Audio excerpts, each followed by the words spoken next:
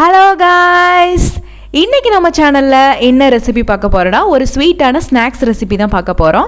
Unniyappam recipe தான் பார்க்க போகிறோம். இது கேரளாவில் ரொம்ப ஃபேமஸான ரெசிபி. இது வந்து ஸ்வீட் அப்பம்னு சொல்லுவாங்க, இல்லைனா பனானா அப்பம்னு சொல்லுவாங்க.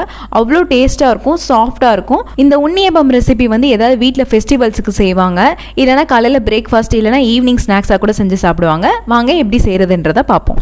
ஃபஸ்ட்டு உங்களுக்கு தேவையான அளவுக்கு அரிசி மாவு எடுத்து வச்சுக்கோங்க. நான் இங்கே வந்து 1/2 கப் அரிசி மாவு எடுத்திருக்கேன். 2 டேபிள் ஸ்பூன் மைதா ஆட் பண்ணிக்கோங்க. 2 டேபிள் ஸ்பூன் கோதுமை மாவு ஆட் பண்ணிக்கோங்க. 1 டேபிள் ஸ்பூன் ரவை ஆட் பண்ணிக்கோங்க. 3லேருந்து 4 ஏலக்காய் ஆட் பண்ணிக்கோங்க. இது எல்லாமே ஒரு மிக்ஸி ஜாருக்குள்ள ஆட் பண்ணிக்கோங்க.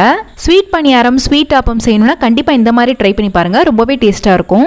அதுக்கப்புறம் வாழைப்பழம் வந்து 2லேருந்து 3 ஆட் பண்ணிக்கோங்க. சின்ன சைஸாக ஆட் பண்ணிக்கோங்க. அப்படி நீங்கள் பெரிய சைஸ் வாழைப்பழம் வச்சுருந்தீங்கன்னா 1.5 போதும். அதுக்கப்புறம் துருவன தேங்காய் 2 டேபிள் ஸ்பூன் ஆட் பண்ணிக்கோங்க. அதுக்கப்புறம் வெல்லம் இல்லைனா நாட்டு சர்க்கரை எடுத்துக்கோங்க. நான் இங்கே 2 டேபிள் ஸ்பூன் அளவுக்கு நாட்டு சர்க்கரை எடுத்திருக்கேன். இப்போ அது நல்லா மூழ்கிற மாதிரி தண்ணி ஊற்றிட்டு நல்லா கொதிக்க வச்சுக்கிறேன். இப்போ இதை வந்து நல்லா ஹீட் பண்ணி எடுத்தாச்சு. இந்த மாதிரி நீங்கள் வெல்லத்தில் கூட செஞ்சுக்கலாம், அப்படி இல்லைனா சுகரில் கூட செஞ்சுக்கலாம். இப்போ இதை வந்து இதோட சேர்த்து ஆட் பண்ணிக்கோங்க. இதை ஆட் பண்ணிவிட்டு நல்லா மிக்ஸ் பண்ணி விட்டுக்கோங்க. இப்போ இதை நம்ம நல்லா அரைச்சி எடுத்துக்கலாம். நல்லா கிண்டி விட்டுக்கோங்க. இப்போ வந்து ஒரு பவுலில் ட்ரான்ஸ்ஃபர் பண்ணி வச்சுக்கோங்க. வீட்டில் பணியாரம் ஈஸியாக செய்யணும், இன்ஸ்டண்ட்டாக செய்யணும்னா கண்டிப்பாக இந்த மாதிரி ட்ரை பண்ணி பாருங்கள். ரொம்பவே சீக்கிரமே வேலை முடிஞ்சிடும். இந்த ரெசிபிக்கு வந்து மாவெல்லாம் அரைச்சி ஊற வச்சு செய்யணும்லாம் அவசியம் கிடையாது. நம்ம நார்மலாகவே மாவெல்லாம் ஆட் பண்ணி ரெடி பண்ணிடலாம் இதை. அதுக்கப்புறம் 1/2 டீஸ்பூன் பேக்கிங் சோடா ஆட் பண்ணிக்கோங்க. 1 டீஸ்பூன் எள்ளு ஆட் பண்ணிக்கோங்க. இப்போ இதெல்லாமே சேர்த்து நல்லா மிக்ஸ் பண்ணி விட்டுக்கோங்க. இப்போ ஒரு 10 நிமிஷம் அதை அப்படியே விட்டுருங்க. 10 நிமிஷம் கழித்து அதை எடுத்து நல்லா கிண்டி விட்டுக்கோங்க. இப்போ வந்து ஒரு பணியாரம் பேன் எடுத்துக்கோங்க. இப்போ பணியாரம் பேனில் நெய் நல்லா ஊற்றிக்கோங்க. அதுக்கப்புறம் பணியார மாவை அந்த குழியில் ஊற்றிக்கோங்க.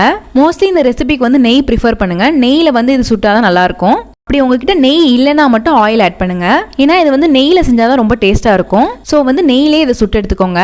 இதை நீங்கள் வந்து க்ளோஸ் கூட பண்ணி வச்சுக்கலாம், இல்லைனா அப்படியே கூட சுடலாம். எல்லாத்தையும் கம்ப்ளீட்டாக சுட்டு எடுத்துக்கோங்க. இப்போ பாருங்கள், ரெடி ஆயிடுச்சு. நல்லா வந்திருக்கு பாருங்கள். இப்போ நான் க்ளோஸ்அப்பில் பிச்சு காமிக்கிறேன் பாருங்கள்.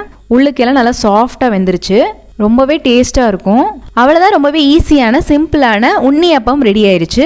அவ்வளோ சாஃப்டாக இருக்கும், அவ்வளோ ஸ்வீட்டாக இருக்கும். கண்டிப்பாக அதை ட்ரை பண்ணி பாருங்கள்.